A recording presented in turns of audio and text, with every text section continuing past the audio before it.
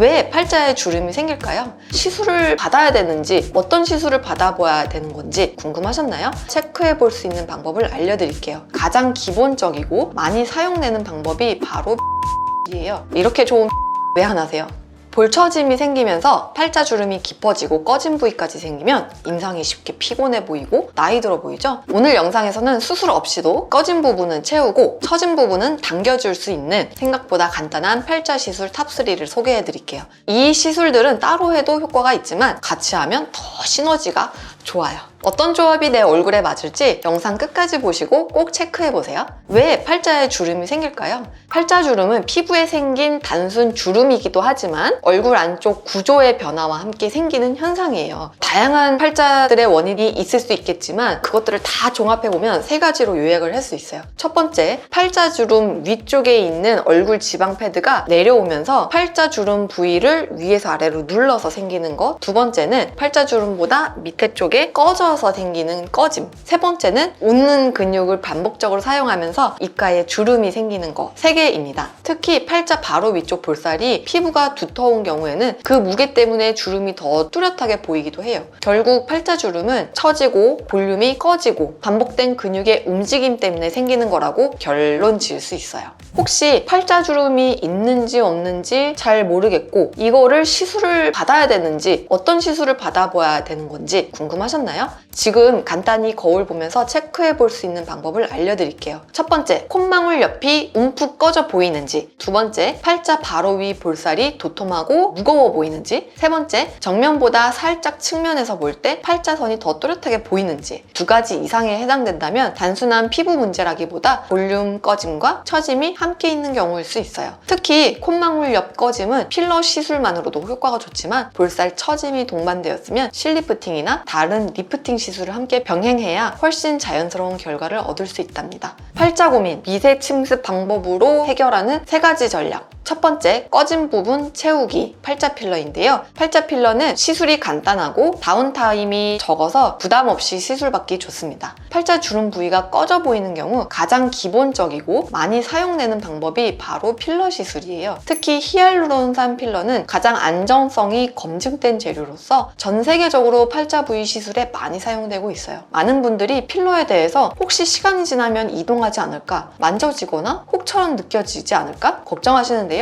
실제 연구에서도 히알루론산 필러 시술 후 나타나는 부작용의 대부분은 붓기나 멍처럼 가벼운 정도로 일시적이라는 보고가 있어요. 그리고 혈관 문제나 필러 이동 같은 심각한 부작용은 극히 드물고 주로 잘못된 층에 넣거나 과도한 양을 주입했을 때 생긴다는 것이 중론이에요. 그래서 팔자 필러를 넣을 때 안전하게 정확한 시술을 하면 정말로 좋은 시술이기 때문에 무서워하시지 않아도 괜찮다고 생각해요. 특히 팔자주름을 개선할 때는 콧망울 옆 약간 여기 위쪽에 딥 피리폼 스페이스라는 비교적 깊은 해부학적 공간을 채워주는 것이 왕왕 중요한데요. 이렇게 안전한 층에 필러를 넣어주면 자연스럽게 볼륨이 올라오고 나중에 혹처럼 만져지거나 이동할 위험이 거의 없어요. 또한 요즘 사용하는 히알루론산 필러는 녹이는 주사로 쉽게 분해할 수가 있어서 과거보다 훨씬 안전하게 관리할 수 있답니다. 즉 필러 시술은 단순히 주입만 한다고 되는 것이 아니라 해부학 지식을 갖춘 숙련된 시술자가 정확한 깊이에 정확한 위치에 정확한 압력으로 정확하게 놓으면 자연스럽고 오래가고 불편하지 않은 결과를 만들 수 있어요. 그리고 이런 점 때문에 잘 진행된 팔자 필러 시술은 볼륨 회복 효과뿐만 아니라 주름 자체를 부드럽게 펴주어서 얼굴 전체 인상을 밝고 어려 보이게 만들어줘요. 그리고 딥 피리폼 스페이스에 잘 채워 넣으면 여기를 채우는 건데도 전체적으로 중안면부의 굴곡이나 이런 것들이 자연스럽게 예뻐지기 때문에 액체 리프팅이라고 요즘 이야기가 나오잖아요. 액체인 필러를 넣어서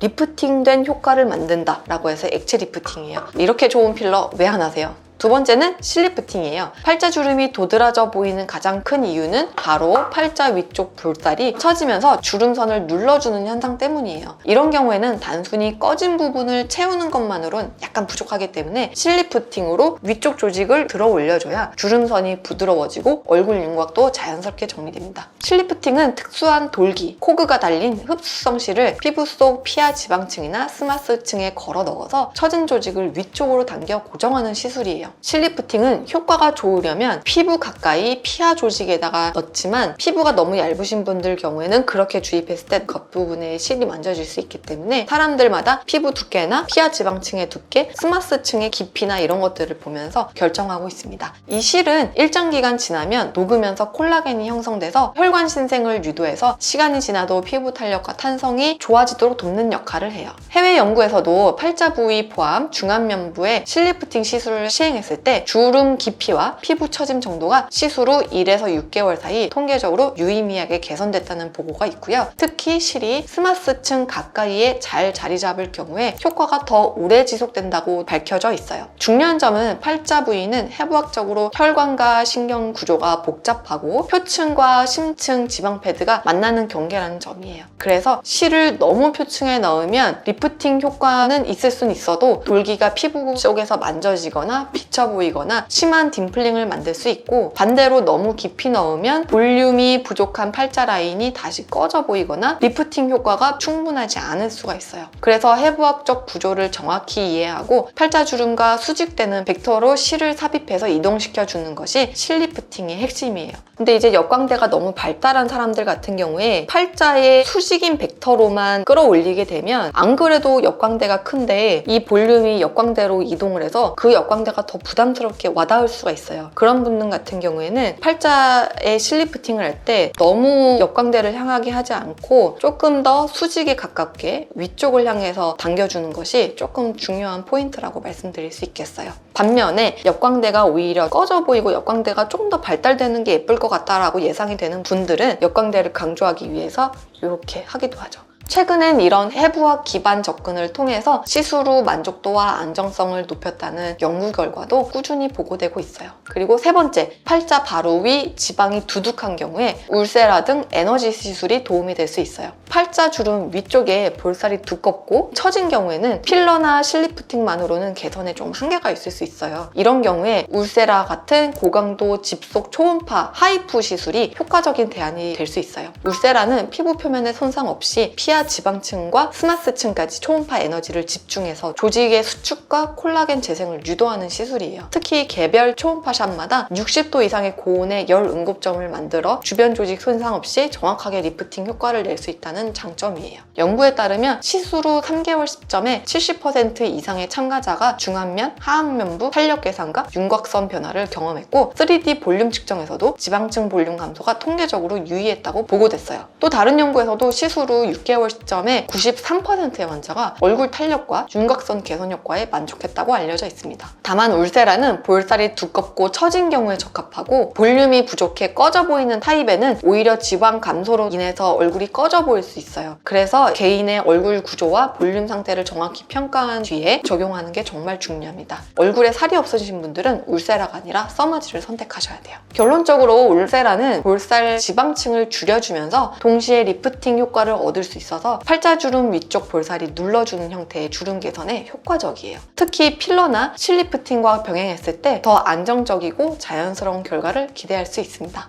팔자주름 개선을 위해서 볼에 필러를 넣는 방법과 실리프팅을 직접 비교한 흥미로운 연구도 있더라고요. 환자분들 중에 팔자 필러 아니면 팔자 실리프팅 둘 중에 하나만 선택해달라고 하시는 분도 가끔 계시거든요. 그런 분들에게 조금 흥미로운 이야기일 것 같아요. 카이로대 피부과에서 진행한 연구인데요. 중안면부 볼륨이 감소한 여성 환자 20명을 대상으로 한쪽 그룹은 히알루론산 필러를 이용한 8포인트 볼 리프팅, 다른 그룹은 4D 코그 실리프팅을 시행하고 2개월간 경과를 관찰했어요. 그 결과 팔자주름의 깊이 감소는 두 시술 모두 유의미했지만 전체적인 인상 변화나 만족도 평가에서는 필러를 받은 그룹이 조금 더 좋은 결과를 보였다고 해요. 실제로 필러 그룹의 한 환자는 시술 2개월 후에 WSRS가 3점에서 1점으로, MFWS는 2점에서 1점으로 개선되며 팔자주름이 거의 사라지고 얼굴 윤곽도 부드럽고 자연스러워졌다고 보고되었죠. 반면 실리프팅 그룹은 윤곽 변화는 있었지만 팔자주름 자체의 개선은 상대적으로 살짝 적었고 만족도도 30%로 약간 낮았어요. 즉 팔자주름의 원인이 볼륨 꺼짐인 경우엔 볼에 필러를 넣어주는 방식이, 윤곽이나 처짐, 얼굴폭을 정리하고 싶은 경우엔 실리프팅이 더 효과적일 수 있다는 의미예요.